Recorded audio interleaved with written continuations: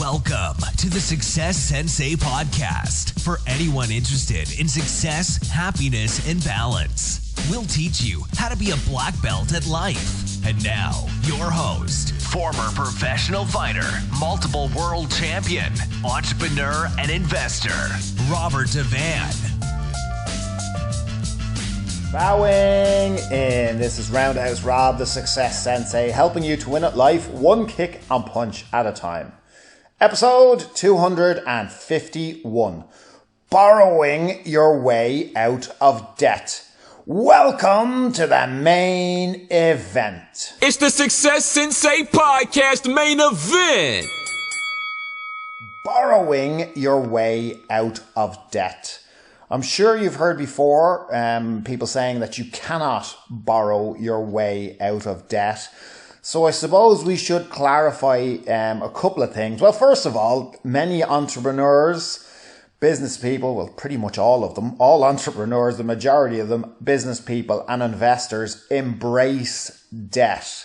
So they need debt to generate wealth. I've talked about in the past how it's very hard to become wealthy by relying on your income alone. And that is even true if you are a very high earner. It's still hard to because you're not using leverage. You're not maximizing. So you need to invest. Now, a lot of the time, one of the fastest ways to do it, and one of the only ways to do it, is to borrow other people's money or money from financial institutions. So it's embracing debt. So entrepreneurs, business people and investors, they have a different relationship with debt and with borrowing than, I suppose, the everyday person might. My objective with this episode, as is with all episodes, is to just get you thinking in a different way. If after listening to this, then you get on Google and you do a bit more research, then I'm happy because I've directed you in some type of an area, some type of a direction that, you might think differently. It might aid you in your future life and your goals. So a lot of high net worth individuals, by the way, this is an interesting fact, a lot of millionaires, and there's been many studies and much research has gone into it. A lot of high net worth individuals and millionaires choose not to pay off their mortgage on their principal private residence. In other words, their home. They choose not to pay it off. So a lot of everybody else is thinking, if they had it, they would love to have no mortgage and they would love to pay down that mortgage as quick as possible so that I have a debt-free home, which is untouchable then. And the funny thing is, high net worth individuals and millionaires don't actually think like that. They would rather invest that money. They'd rather use that money than put it into their home, because the way they look at it is they can leverage that money to make more money. That mortgage that they're paying on their home is at a way lower rate than they can potentially earn from investing that money into something else. So using that debt to make more money than the repayments on that debt. So there are, I suppose we should talk about two different types of debt. There's good debt and bad debt. Good debt is an asset that can produce you income. Bad debt will be purchasing things that are just losing you money, and just general living expenses that you're not going to recoup. But so the trick is, if you can borrow at a lower rate and make money at a higher rate than you're borrowing, then you need to reinvest, the profit of the surplus, or simply use that to pay off the debt quicker. So you got that. So if you're, I don't know what mortgage rate you're on, but if you were on a mortgage rate of 3%, we'll say, and you're paying a debt back at 3%, but you're confident enough that you can invest that money and get 10%, then obviously you're beating the repayments. So it makes sense then to, get as much of that debt and keep making money. I suppose I'll break it down as simplistic as I possibly can. If you borrow a tenner, if you borrow €10, $10, 10, sterling, you borrow 10 and you manage to invest it and you turn it into 20. So you've doubled your money. Then you need to pay back that 10 plus interest. So you will have to pay back 15. You're left with 5 profit. So you borrow 10, you turn that 10 into 20, you paid back 15, and you're left with 5 profit. Tell me then, if you were able to do that, how many of those loans would you want? Infinite. You'd want to keep on doing it because you have the secret to making money. You have the secret to borrowing as much as you can. It would be down to how much can you borrow to keep doing that strategy. It wouldn't be about, being afraid to borrow. You'd want to keep borrowing. If you could turn 10 into 20, pay back 15 and have 5. That could be 10. We're talking about a tenner. We're talking about €10. That could be 10 million. Imagine borrowing 10 million, being able to turn it into 20 million, paying back 15 million, your 10 plus 5 million interest, which is a serious rate. It's not a realistic rate that you'd have to pay back. But you still have 5 million profit. Maybe calling it million makes it more interesting, I suppose.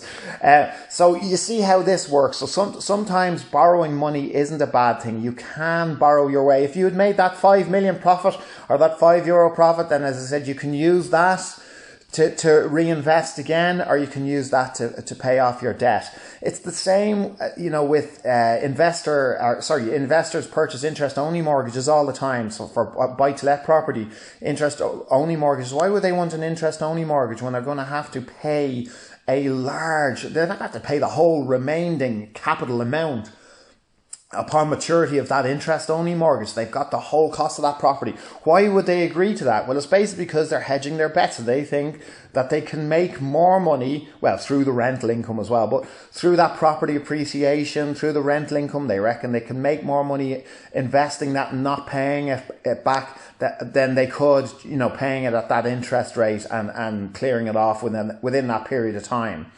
There's another way as well to borrow your way out of debt, and that would be debt consolidation.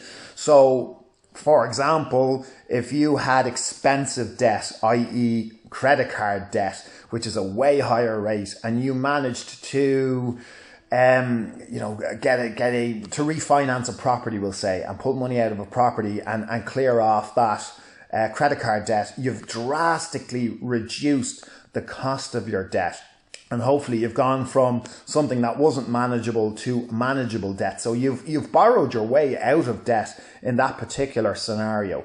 To really catapult your way and to use leverage, you will need other people's money. As I said, whether you're in business or you want to start business or you want to invest or you're an entrepreneur, you're going to need institutions' money, or you're going to need other people's money.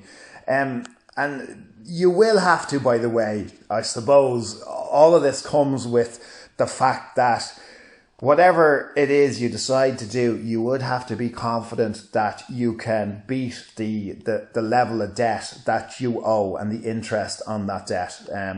So you would have to definitely study the market as a hobby, or even better, as a full-time job.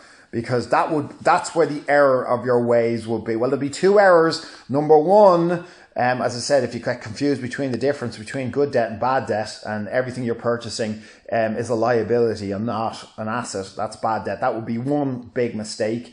And the next big mistake would be just being completely naive and not understanding your investments, not having the confidence, and not understanding the risk in the investments that you'd be looking to pursue, and not having the confidence in being able to beat the rate of repayments that you would owe on your debt, and not being able to bring that figure down. So, it is something that you'll hear people saying all the time. And again, certain types of people, you won't hear high net worth people as much, some of them will, depending on their strategy, as much talking about not being able to borrow your way out of debt.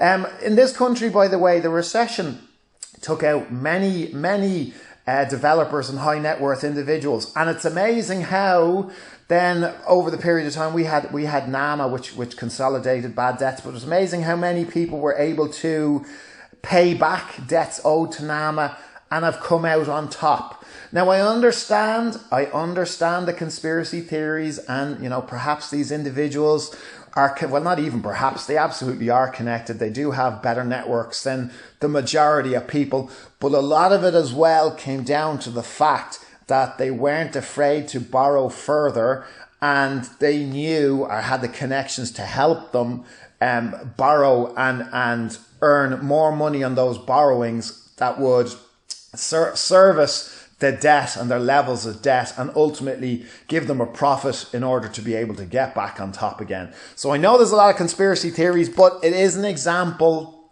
of how debt has been used to go from the depths of bankruptcy to back on top again.